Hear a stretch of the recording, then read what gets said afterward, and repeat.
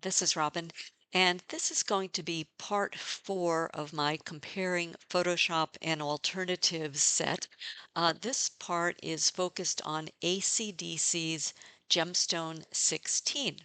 So what I'm going to do is walk through four photo processing workflows to compare ACDC Gemstone 16 to my benchmark Photoshop workflow. My goal is to see how Gemstone measures up to Photoshop for basic raw image processing, selective retouching, generative AI, basic photo compositing and manipulation, as well as sky replacement and creating reflections.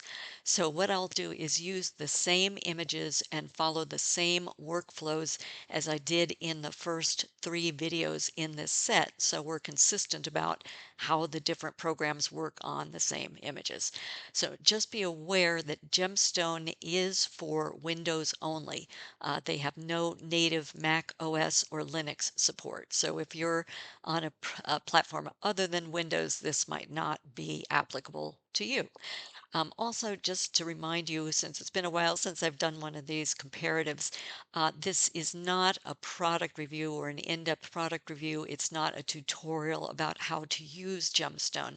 I'm strictly comparing similar photo processing workflows from raw development to the pixel level to figure out if Gemstone can handle my Photoshop benchmark capabilities. I'm deciding whether I need to switch off of a subscription system and trying to find out if there is an alternative out there for me. So this is part of that research. So now, depending on the types of photo processing that you do, it may be worthwhile checking out alternatives to Photoshop. You might get some potential cost savings and not be locked into that subscription model. If you expense or write off Adobe's significantly increasing Photoshop costs for a business, then this comparison may not be necessary for you. For someone like me, pricing is a serious concern. So that's why I'm looking to see if there are alternatives. I will, in the description below this video, include links to the other videos in this set. And then after I run through four workflows here, I will share my updated comparative capabilities chart, and I will add the gemstone information to it. I will also, just so you know, publish one of my more usual how to create different fine art looks in Photoshop workshops next month. So I'm not doing just all tool comparisons. I'm interweaving these when it's a good break to do so. Okay, so let me just get set up here and pause for a moment, and it'll make it easier for the timestamps if I pause between sections. So hold on, and then we'll start the Gemstone 16 workflows. Okay, so now this will be workflow number one. As I said, it's raw processing. So I am starting with a raw image. You can see this is an ARW Sony image that I have opened up into Gemstone. And rather than keep saying Gemstone 16, I'll just call it Gemstone. And this is a stock image, by the way. So there are sites where you can get stock raw images if you want to experiment with them. Here in the right panel, I have, so we're in the ACDC raw interface. So over here in this right pane, we have the develop tools, as you can see here. And I'm going to start, we have different tabs that I walk through, and we're not going to use all of these tools, but I just want you to at least see what's available here if you want to do a trial and test this out yourself. So I'm going to start under the tune category here, and then I'm going to skip over masking and come down to general and click on that plus sign there. And as you can see, so this expands. And so things to keep in mind if you are on Windows and if you're using something like Adobe Camera Raw for raw processing in Photoshop, keep an eye on some of these different feature capabilities and see whether this has the feature richness that you'd be interested in and the types of things that you would want to work with. Okay, so I'm going to just go down these different categories. And again, it's all slider based here for the raw processing.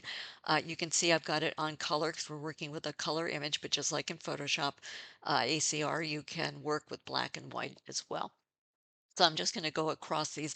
And to be honest, I've worked through some of these. They don't always behave the same way, but I'm just going to enter the numbers that I've tried in the past just to keep this moving. Okay, so for exposure, you can either slide the slider like this, and you'll see what's happening on the screen. And I'll just put a number in here. Okay, then we go to highlights. And fill light. Fill light is an interesting one. It look it makes it very hazy, which is interesting, but I guess it's opening up the shadows. So I found that a little counterintuitive that it was doing that, but that's why it's good to experiment and see if you like the way these things work. Okay, contrast would be the next one. This I'm going to pull up a little bit. Let me just enter it. It'll save some time for the video. Since this isn't a tutorial, it's just looking at features. I typically, even in Adobe Camera Raw or ACR as I call it, will start with vibrance and then go to saturation because vibrance is typically more subtle and only affects the things that need altering. Saturation will overwork everything and can destroy color. So I like to work with the vibrance first and then see what I need to do with the saturation. Sometimes I need to lower it. So I'll go to vibrance and then saturation. So yeah, so I'm going to take it down bit because what I say, I'm pointing at my screen like you can see it. The colors get kind of neon looking, and to me that doesn't look realistic. So that's why I want to take the saturation down. That's the rationale for that. All right, now minus. Okay, and then clarity, and again, clarity are things. So these are some terms, that look pretty similar to what you see in ACR or Adobe Camera Raw, and I'm going to skip dehaze.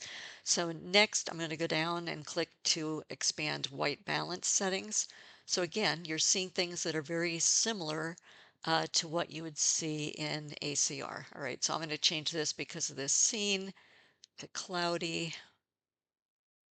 Okay, and you can see it added a lot more green and opened it up that way. The temperature, I'm going to lower a little bit I'm going to take it more towards the blues because it got very green with all those yellows. And I'm not going to worry about this being perfect. I just want to get a feel for the capabilities. And then because it's so green, I want to shift some of this a little bit more towards magenta to counteract some of that green. Okay, yeah, that took it down a little bit. That's good. And the strength, I think I'll just lower it a little bit. There we go. And again, you can be working with the sliders and experimenting back and forth until you get it where you like. Okay, the next category is light EQ. Okay, so here you can see you're working with the shadows, midtones, and highlights. And I'm going to leave mine on the basic mode here. But you can see there's other modes. So if you want to experiment and do trials, you can try them. So for shadows, I want to put this up a little bit. I wanted to do the midtones down, I think. And highlights, I also want to take down a little bit.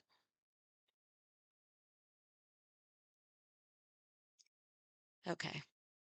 And I'm a little hesitant to, so see these blue dots here, you can, that instead of eyeballs, they have these blue dots, so you can click to look, turn it on and off and see what happens. But I'm a little hesitant to do that because I found that sometimes when I do that with this program, it doesn't go back to, your changes. So I think I'll just leave things here and keep rolling. Okay, so next we're going to go to the color EQ tab or category.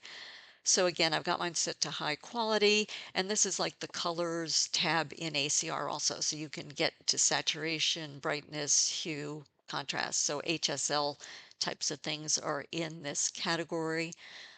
Saturation, I'm going to bring, because some of these bright colors here, I'm going to do a negative value on the yellows again, because yellows are mostly what is representing greens. Okay. And then because I did that, I want to put a little bit back in with the green. So I think that's good enough for here. All right, now before I move up to this detail tab, I just want to, I'm not going to work with these other categories, but I just want you to see what's here so you know whether it'll pique your interest to look into it more. So here's color wheel. So that's like the color picker type of thing. Okay, so that's that. We have tone wheels. We have tone curves, so that's a typical curve kind of thing that you can work with. Soft focus, so strength and brightness, special effects, so grain and grain smooth and grain size, photo effects, color LUTs, split toning, post crop vignette, so you can how strong you want the darkness of the vignette to be, and the radius, you got that. And then the output color space. And I have mine set to Adobe RGB 1998. That's what I typically work with, but you can choose others. Okay, so I just wanted you to see all the different types of information that you have access to do raw processing here. We're going to continue on. There's more capabilities. Okay, under the Detail tab, I want to first work with sharpening. Okay, so the amount, I've got it on 30. The radius I like to, so that's the default. I like to keep mine at 1 for radius, even when I'm working in ACR.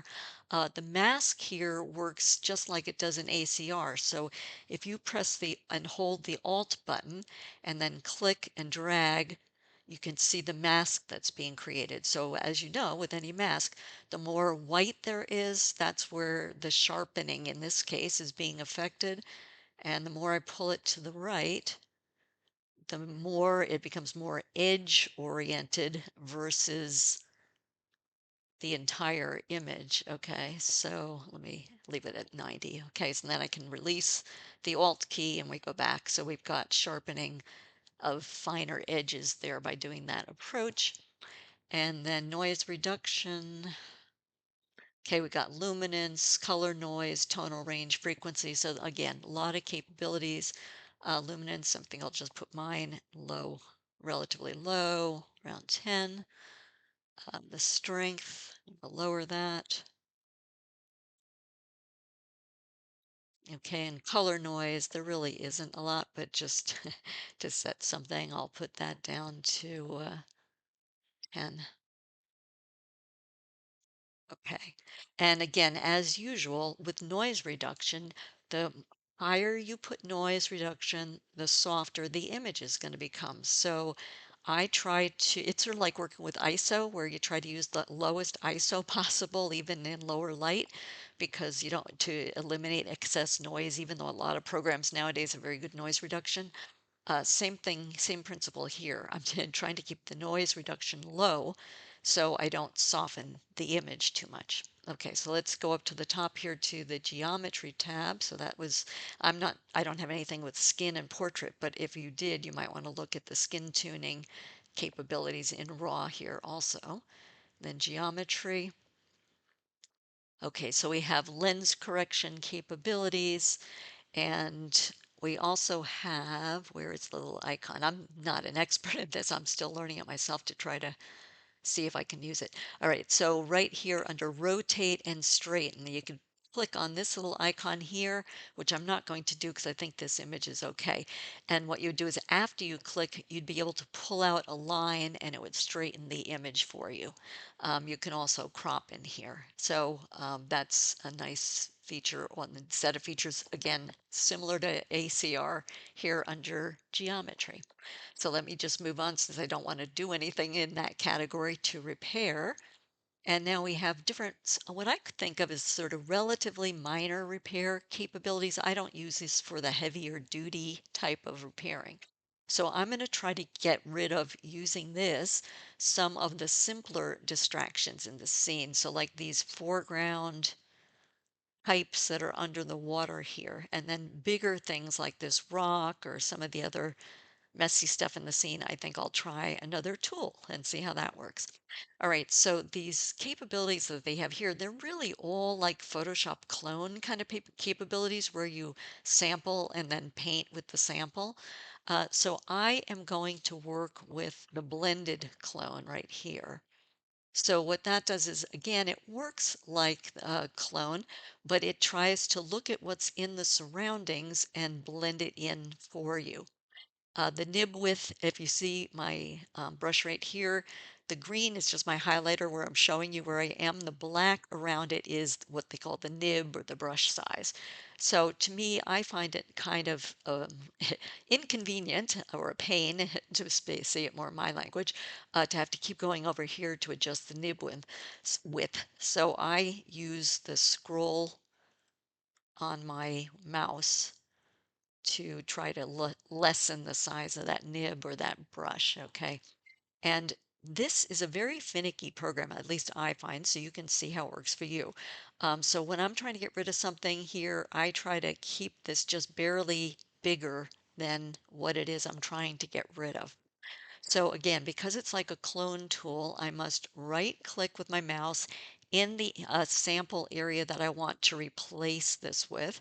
So I'm going to right click like right about here, and then I'm going to come and position this over, and you can see the little ghost circle tracing along where I sampled. So that got rid of that. Okay, and it blended it. So that wasn't too bad.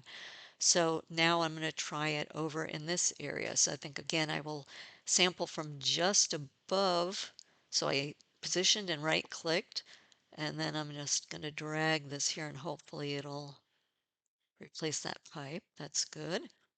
Okay, now I think what I'll do is, even if logically this might come all the way down, I want to see if I can get rid of this part of this column reflection. So I'm going to, again, use the scroll wheel to make this just a little bit bigger, and hopefully it doesn't grab from the water, which it sometimes does. So I'm going to right click here and then start painting up. Okay, that's not too bad. All right, so now make this a little bit smaller again, the brush size, so I can be just a little bit bigger than this pipe I want to eliminate. And I'm trying to see, I guess I'll go up above for my sample. So I position and right click, and then you'll see the ghost circle starts tracing along from the path. That's not bad. Just do a single click there and a single click here. Okay, so I think I'll stop with that level of work for this area here. So again, so this is still in the raw processing under the repair tab using the blended clone, and I'm getting rid of some of the minor distractions. Okay, so I'll call that the end of my workflow number one that I'm going to show, which is raw processing. So what it strikes me as here, just as a quick take on this, and then I'll summarize it again in the chart at the end, is that there seems to be a fair amount that can be done to process raw images here in Gemstone relative to what I can do in Photoshop ACR. I'm only testing, as you can see, selected items here. So if you are interested and do a lot of processing in RAW, you might want to try ACDSee. They do offer at ACDSee either the full photo processing program or this one here that I'm working with that's more considered the alternative to Photoshop. So this is Gemstone 16. At this point in time is the current release. Okay, so if they do have free trials at ACDC, if you want to test this app out for raw processing. And then, again, I want to be very clear with the disclaimers. I am not an affiliate of theirs. I don't get compensated if you use their products. I have no connection to ACDC except that I'm a user and I'm using their software. Okay, so now I am going to pause this for just a moment before we start workflow number two. This is workflow number two that we're testing here in Gemstone. So this workflow will be about performing remove and retouching types of functions, doing generative fill, and trying generative expand. Just the same kinds of things that I did in the previous three videos. Okay, so to try these things, I first must open this image into the develop workspace, just like we would do going from ACR into Photoshop. So I'm going to come to the bottom of this pane. They call it a pane versus a panel. And I'm going to click on the open and then just wait.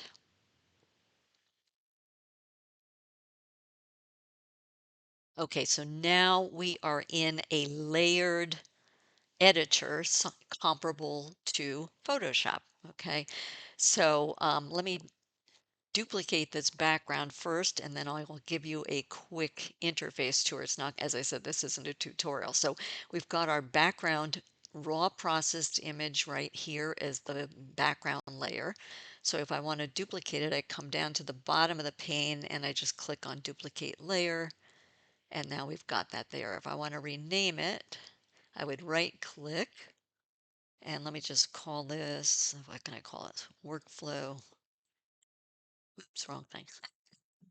Workflow 2, and this is going to be remove, retouch. Did I spell that right? And generative AI.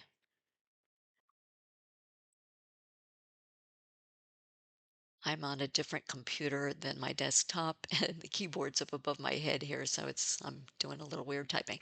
Okay, so we've got that established. So let me just quickly give you the layout so you can see if you think it's comparable or familiar enough to Photoshop to be something that you think would be you could adapt to. Okay, so on the left-hand side is the toolbar that we have here with the various tools. And again, we have various options or capabilities for those tools that will run across the top bar here. We have menus just like in Photoshop, and the names will look pretty familiar to you. And then we have this layers pane over here. Up above, we have various AI actions, and they have some listed there. There's a history panel, and there's a histogram, okay?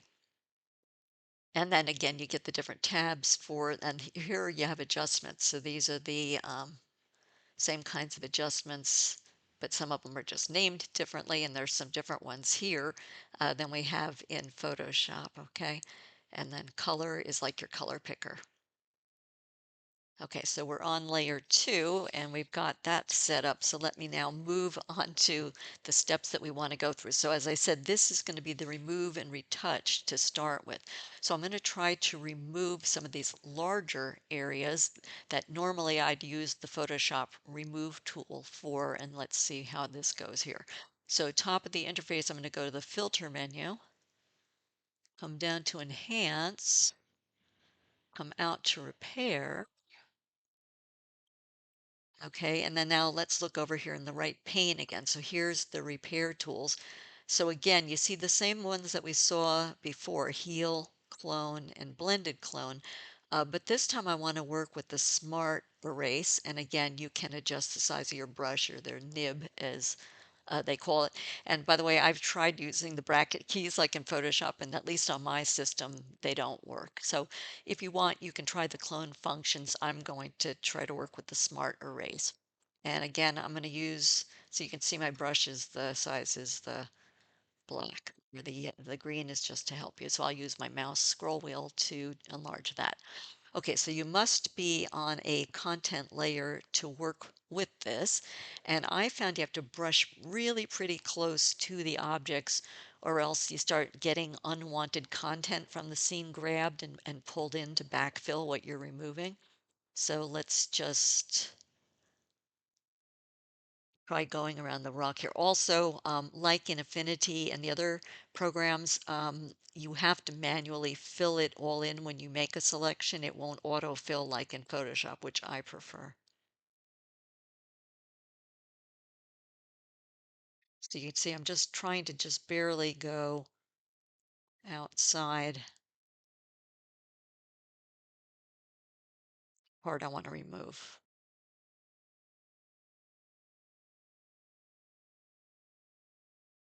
Just enough to give it an indication of what content I want it to grab.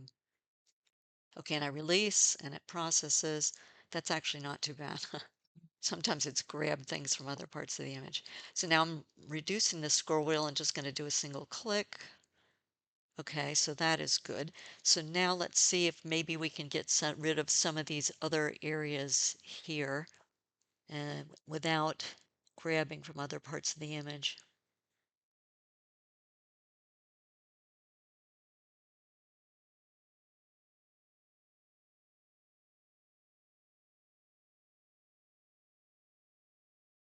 Release. All right. And now I'm gonna, and again, my brush is in the center, they're not the green part.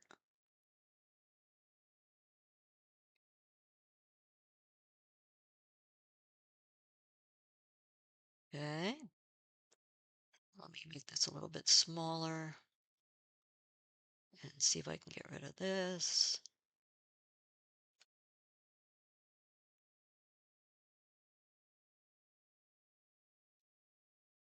The other thing I found, now I'm going to jinx it, I have better luck is if I paint from the direction of the source that I want.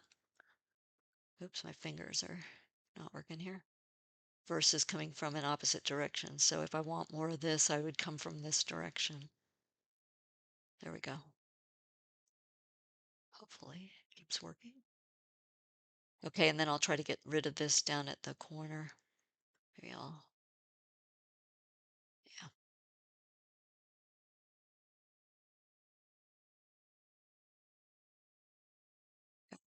So I'm going to say that is good enough. So it did pretty well using that smart erase and staying close to the objects to remove them and backfill with nearby content.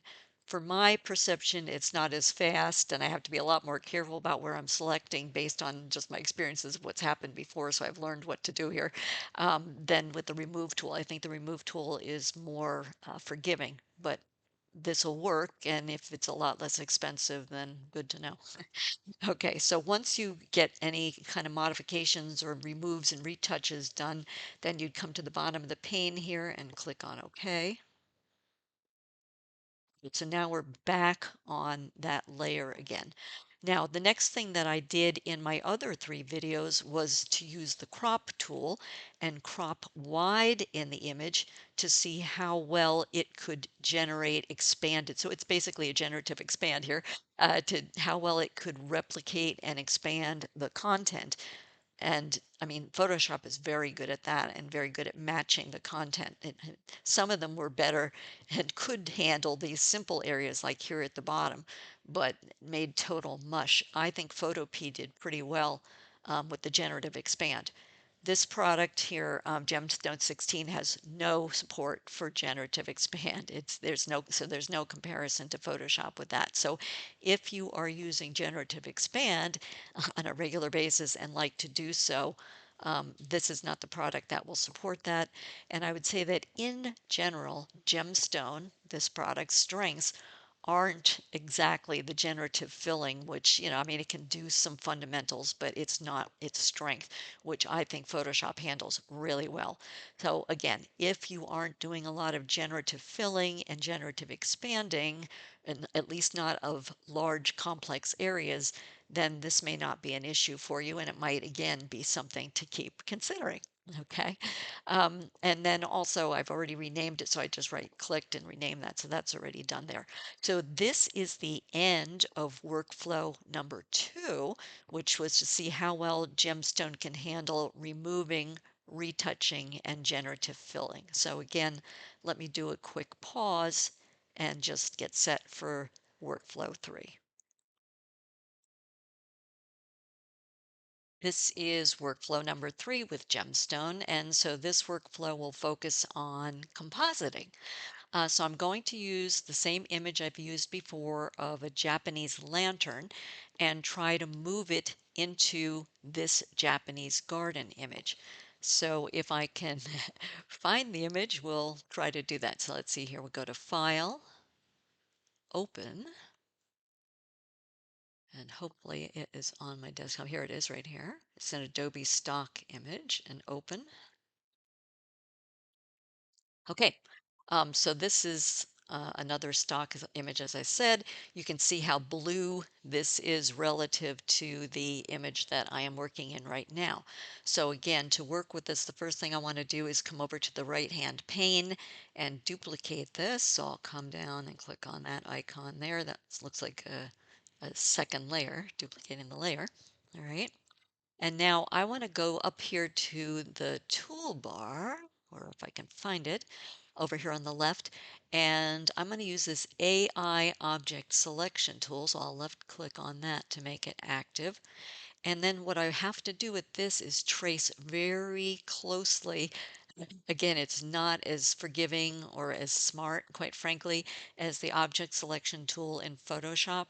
So when you get more details, it doesn't do as clean a selection. So I'm going to just trace really slowly and see if we can select just this lantern to composite into that other image.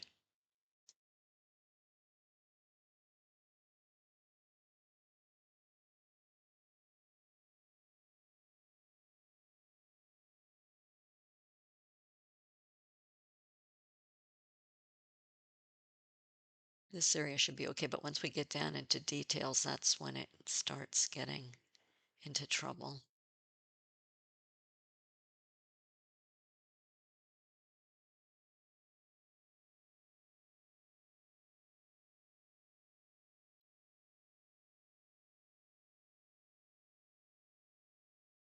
I come outside the bounds.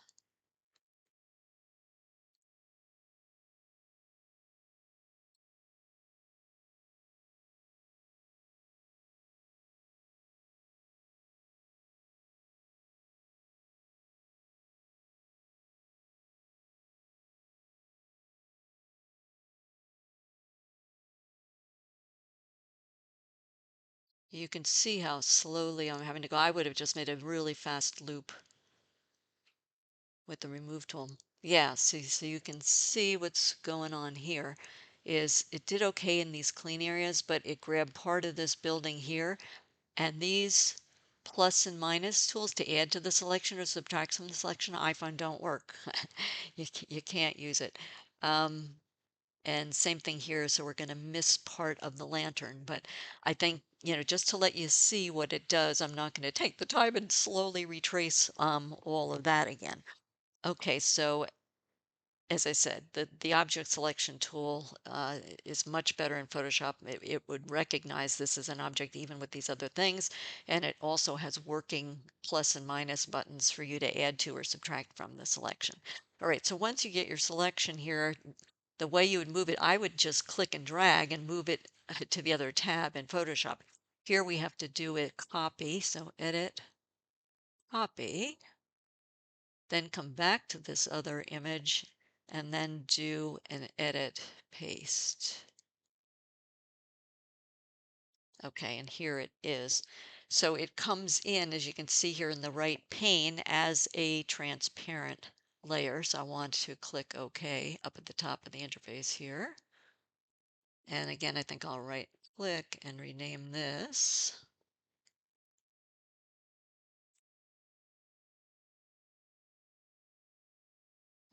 Lantern.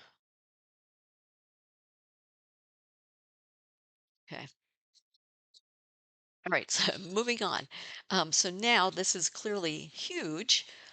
So again, counterintuitively to me, we have to use the move tool or go to the move tool to transform and resize. So that's the top of the toolbar here. So that's the thing that looks like an arrow. So it looks like the move tool in Photoshop.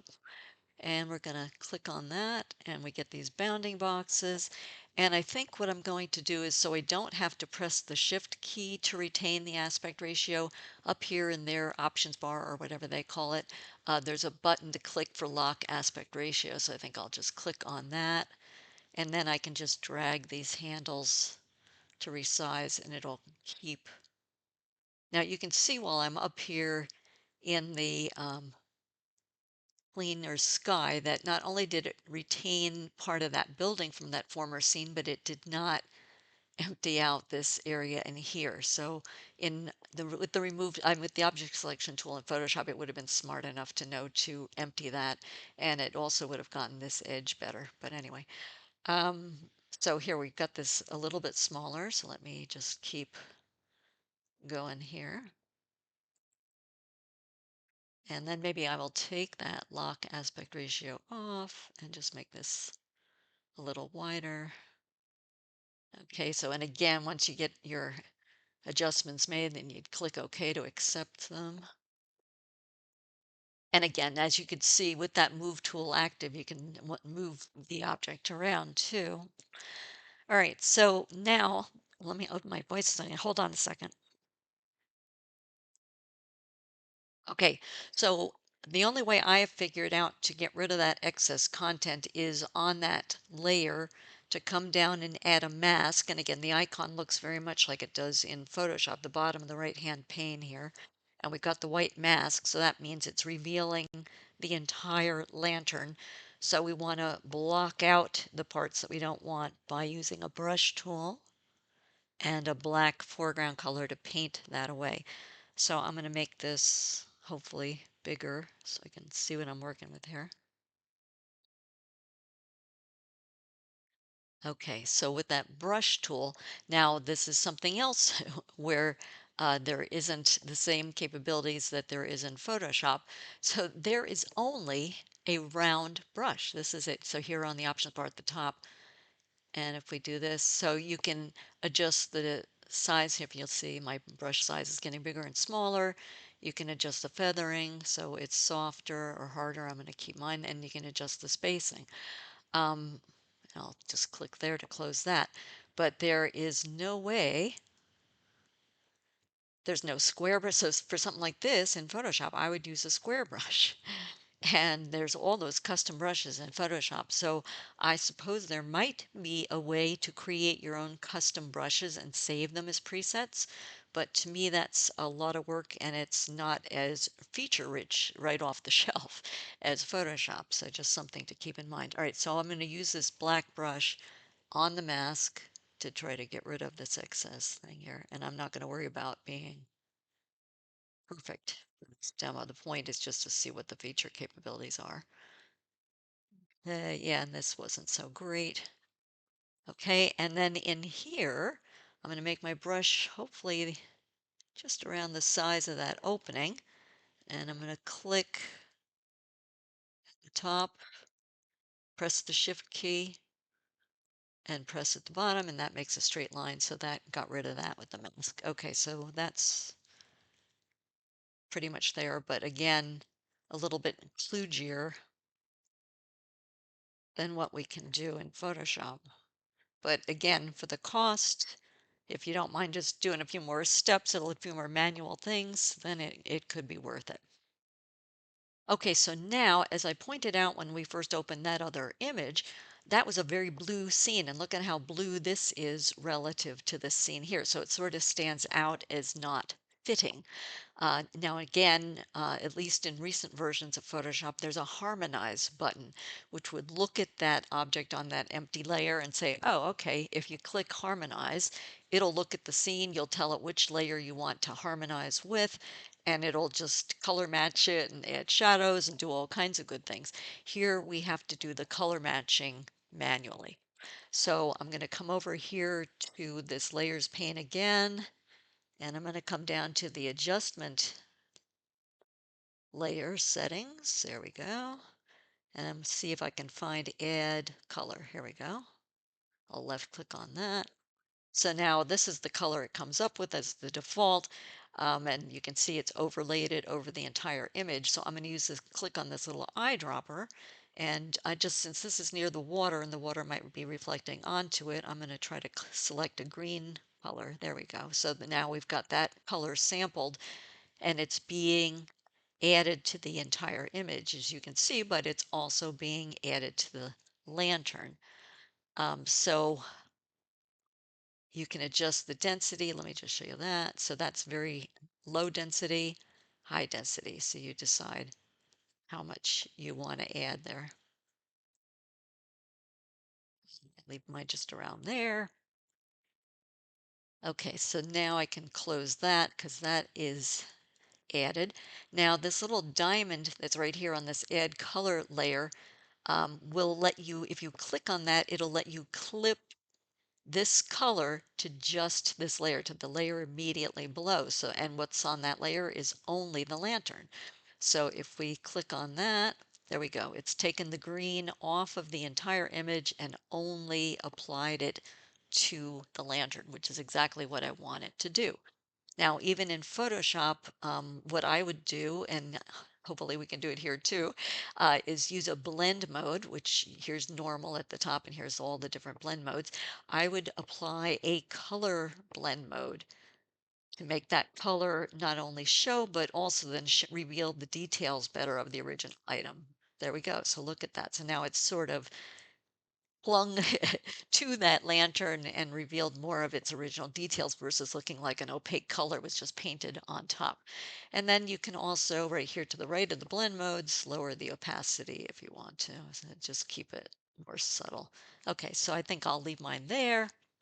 Um, I am not going to turn this eye icon on and off for this video because we might have to start all over again.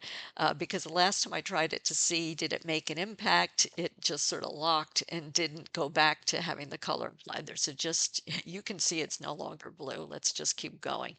And again, if you want to experiment and do a trial of it and see if it works for you, that's just something to look for while you're evaluating.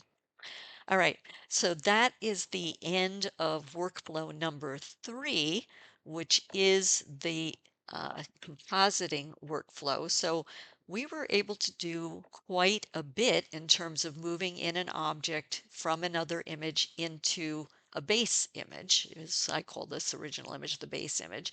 And, it was a little bit less elegant than doing it in Photoshop, but the capabilities are there, so it might take you a little bit longer, but you can do it. So I think that's, pretty good. And, I would personally prefer, I think, the speed and the efficiency of working with Photoshop at this point. And I personally think that Photo P, which was one of the other videos that I did, comparisons I did, was a little bit faster and better. Okay, so now while we're there, the next workflow I want to work on is adding a sky replacement. But in order to do that, we need um, a content layer like these, as opposed to these empty layers and adjustment layers. There is no stamp layer here in Gemstone like there is in Photoshop. So I cannot create a merged content layer that also retains all these prior layers like I can in Photoshop. But we do need that content layer for sky replacement. So there's two options here. The first is you can go up to Layer and then come down to Flatten Image, and that'll just pancake this. You'll just end up with another single background layer that reflects all the changes that have been made. Or you can make a copy of your layer stack where if you've done all this work already, as I call it, insurance in quotes, and then do a file save as, and then do your flatten. So let's just try that and see how that works. So we're doing the more, if you use Photoshop, we're going to create the gemstone equivalent of a PSD layer or a Photoshop layer. So now they have a gemstone SD layer, right? So let's go to File, Save As. I'll choose my desktop, so if we need it, hopefully we can find it. And then let's just call this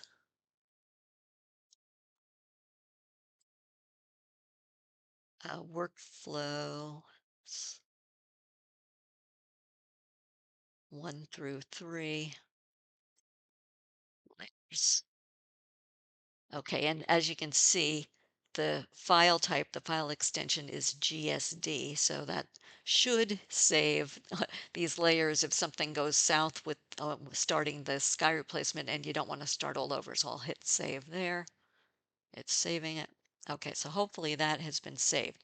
So now what I want to do is do what I just said a minute ago, which is to come back up to Layer, come down to Flatten Image, and watch this column. So there you go. It's flattened it all down and it's retained all those changes that were made up until this point. Okay, so let me pause again just because it'll help the timestamp for the chapters.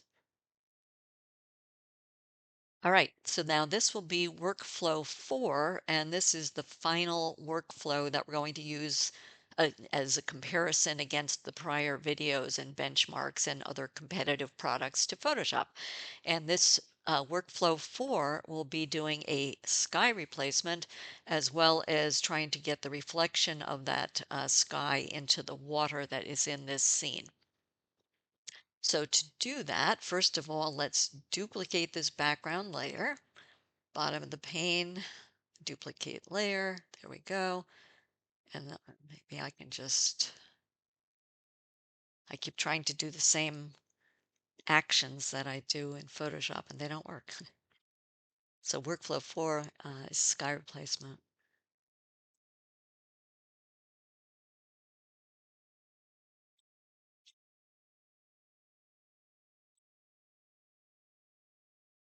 I'm also working on my laptop, so it's a little less familiar to me than my desktop that I usually use. Okay, so with that layer created, we're going to go up to Filter, come to AI, and then fly out to Sky Replacement. And you can see it's finding skies here on the right, so just wait.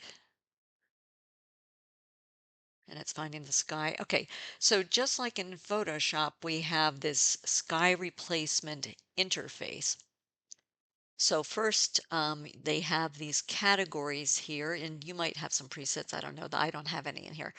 We have the categories we can choose from. So if you click on that little down arrow, there's blue sky, sunset, storm, dramatic, night sky, overcast, fireworks, and you can bring in your own skies. So that's good that you can add your own. I haven't done that, but I'm assuming you can click on that little plus. So I'll just stick with the blue sky because it looks different than what was there before. And so we know that we can see something's happening, and I think it is, yeah, here it is. It's this sky here. Okay, so again, like in Photoshop, we have these different adjustments that we can make here in this sky replacement interface.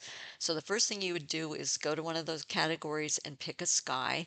And like in any of these tools, it's always important to pick a sky that's appropriate to the scene. Okay. So now we can adjust its position. So vertical, again, I've done some experimenting, so I'm just gonna, you can slide these. So watch, maybe I should do it and just let you see. So if you go too far down, you lose your sky. If you know, so depending on what's in your sky, you can go to different positions and get parts of the sky that are better suited to your image. And then you can adjust it horizontally. And again, you might end up with it going off the page. If you have a higher res sky, you get more space and more ability to adjust it. So I'm going to change that from the default to, and then you can scale it. So again, you can make, if you watch the image, not where I'm, because where I'm, the settings I'm using are irrelevant for you. So if you adjust that, you can make the sky bigger and smaller. So you either get more of the detail in the clouds or you get a softer cloud with the scale. So for mine, okay, so that's where I've got mine set. Now, the other thing that this has that Photoshop has is you can, there's this little flip option. So this will just flip your sky horizontally. So if you watch this, see where this blue patch ends up. Okay, so for me, I think that's better because then more of this building structure is visible against the white clouds. So I prefer that. Okay, so the next thing as we come down in this interface for the sky replacement is mask refinement. So you can shift the edges. So again, just watch the image because you can see what it's doing. So it's either pulling away from the landscape or it's coming down into the landscape. So I'm going to put mine there. And then fade the edges. Let me drag that so you can see what it's doing. See, so you can see how that's affecting the trees that are touching the sky there. All right, so I'll put this one. All right, so you just, you really just, it's trial and error to get it where you want it, okay? And by the way, that's another thing. The selection of skies in Photoshop, I think is again more elegant and more precise. It would have selected all of this a lot more precisely right off the back and very tiny details jutting up into the sky, but that's okay. All right, so the next thing we can adjust is the sky adjustment. So I think I've found that with Gemstone here, pretty much always I have to lower the opacity so it doesn't look too overwrought. So I'll bring this down. It also helps pull it away from the landscape a little bit better that way. Yes, I think that's a little better, maybe even just a little bit more, get it off that tree over there on the right. I'm not going to be perfectionist, just to let you know there's these controls that are in here. The brightness, I want to take it down a bit. Yeah, see, so that you up or down. Right, let me leave that there. And then the temperature. So this is a warmer kind of a scene. So let's just warm up that sky just a little bit, a touch. Okay. All right. Da-da-da-da-da. And then we can adjust the foreground as we move down. So I'm not going to do anything on the tint. We already had earlier in the raw processing moved that a little bit more towards magenta. If you find after you've made different settings in this interface that it's gotten a little iridescent or a little too green, then you could compensate by pulling the magenta. Okay, so now we've got foreground adjustments because if you alter the sky, it's going to have an impact in real life on what's happening in the landscape. So here we have a lighting, a foreground lighting, and I'm going to put mine down a little bit. Okay, and we have edge lighting. So let's see if you see. Yeah, look at the horizon, what it does. So I'm going to put mine down from where it is now. Okay, and then you can choose a color. And so I'm choosing a blue from that sky just to kind of overlay over the whole thing, just to kind of help blend it. It's like having almost like putting textures over things to help them blend a little better. I find that that helps to blend the sky with the landscape a little bit better. And then a blend mode. Did I use one of the blend modes? I think I want to see what does darken do here, because sometimes I find darken works well. Yeah, I kind of like that because then it brings that mistiness back in and it's a little bit more forgiving, I think, about, how the edges are coming together with the new faked sky. So it's something to think about. Maybe try different blend modes. All right. And then the other thing that we have here, so as mentioned, um, when you have a sky and reflective surfaces, the sky has to be reflected into that surface or else it's not going to look like a realistic composite. So a really nice thing they have here in Gemstone that Photoshop does not have, and I wish they had, was a little box here that says reflections, and you can click that to on, and it will start looking for it. I think if you saw at the beginning, it was sort of processing and trying to assess where there might be reflection areas. So now you can say, okay, let's use that. And so I am going to, again, you can affect how much there is with the amount. Oh, that's pretty good. Okay, so I'm going to set mine about here for now. And then you can shift it vertically. So if you want to be sure that the right parts of the sky are lining up in the right parts of the land, so you can shift it vertically too. Can you see it going up and down? There you go. You can see it there. So I think I'll just leave mine at 0.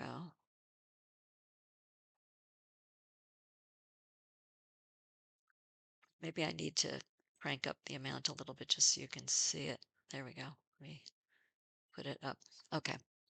So then, again, another opportunity to use a blend mode. And this time I might use the multiply here. Let's just see what it does. Might be too much.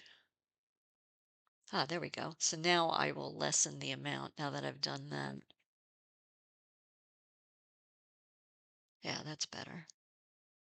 And typically on the ground, it's going to be darker than in the sky. It'll be brighter up here. So I just try to handle that with these settings as well.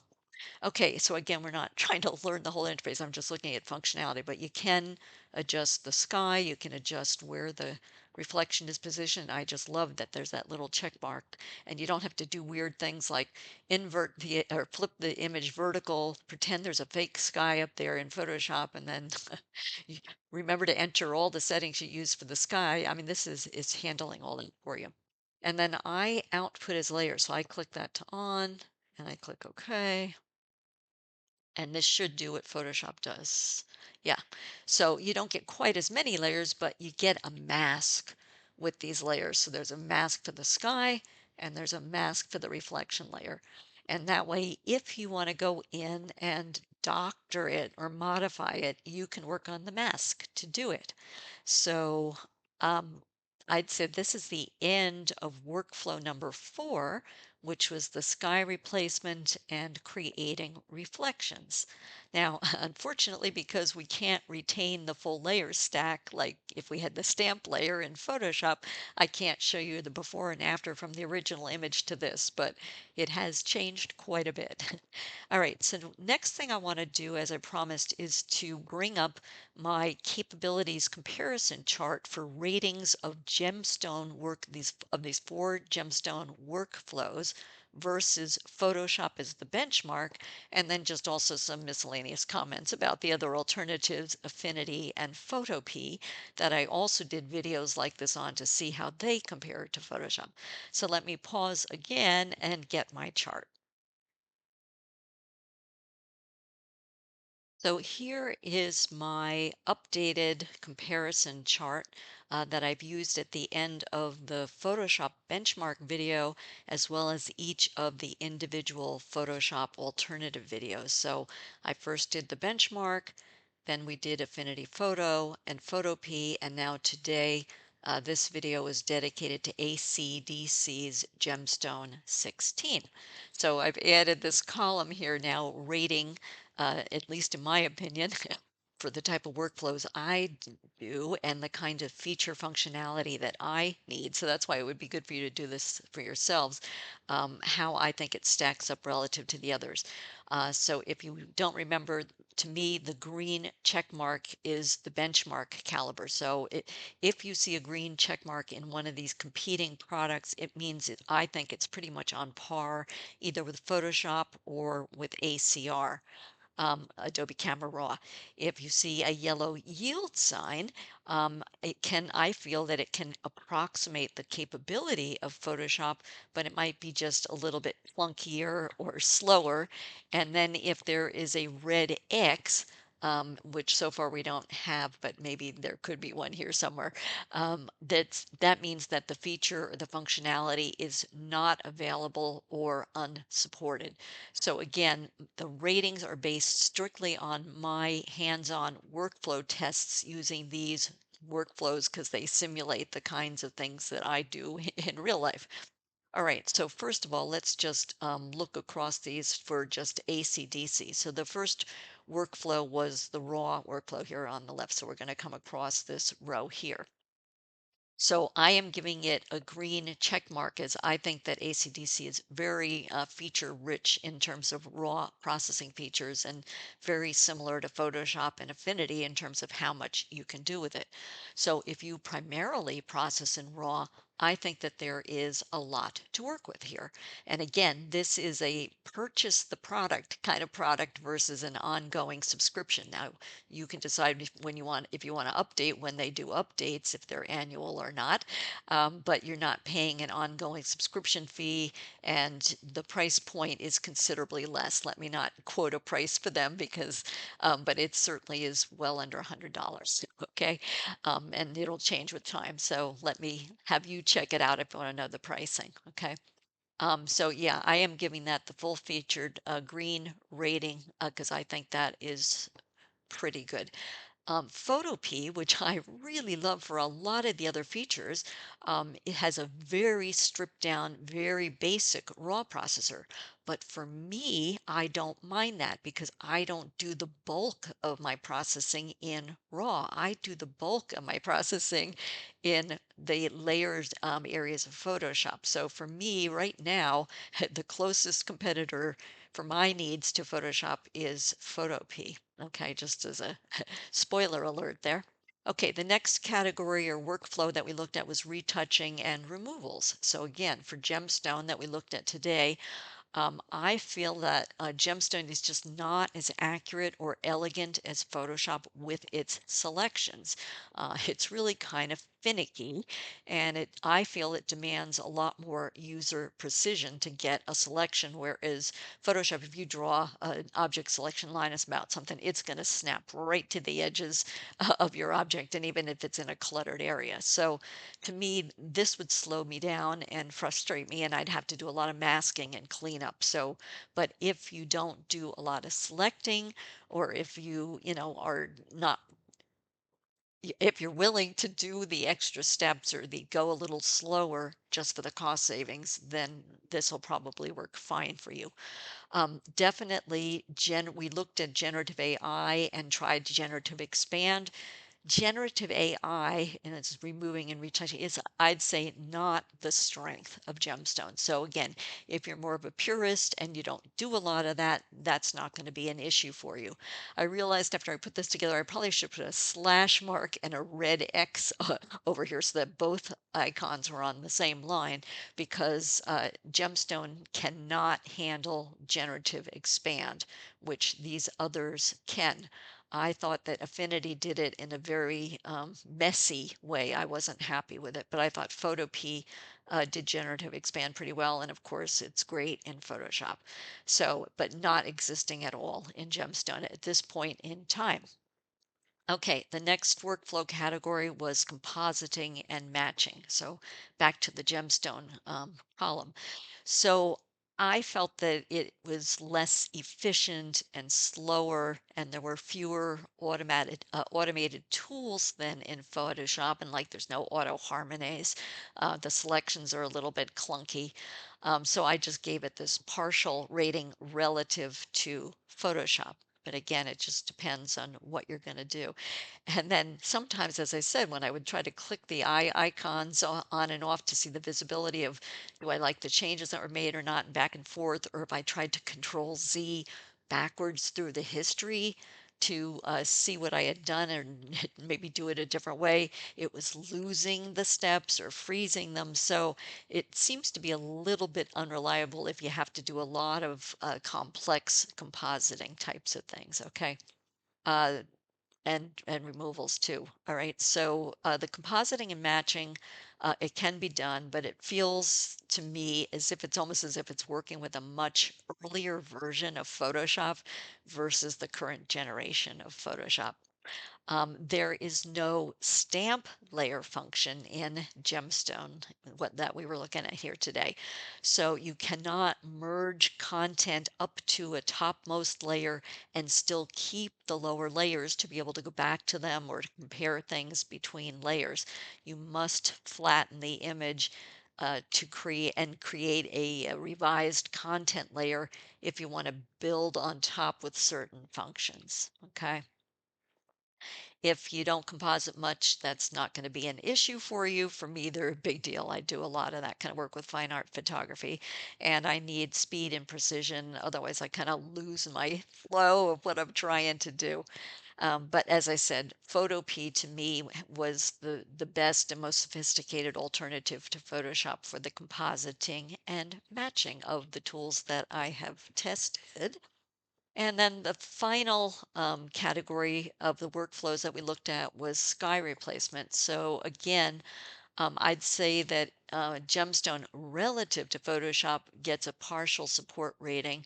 The sky selections are not as precise right up front as Photoshop, especially with things like if there's a lot of leaves or tiny branches or other very intricate objects that are present in the sky. but it has most of the same adjustment features as Photoshop, including the custom sky upload. So, I'd put like a little plus sign next to this relative to some of these others. So I think it's a partial plus for that one, and this is a partial minus because of no generative expand.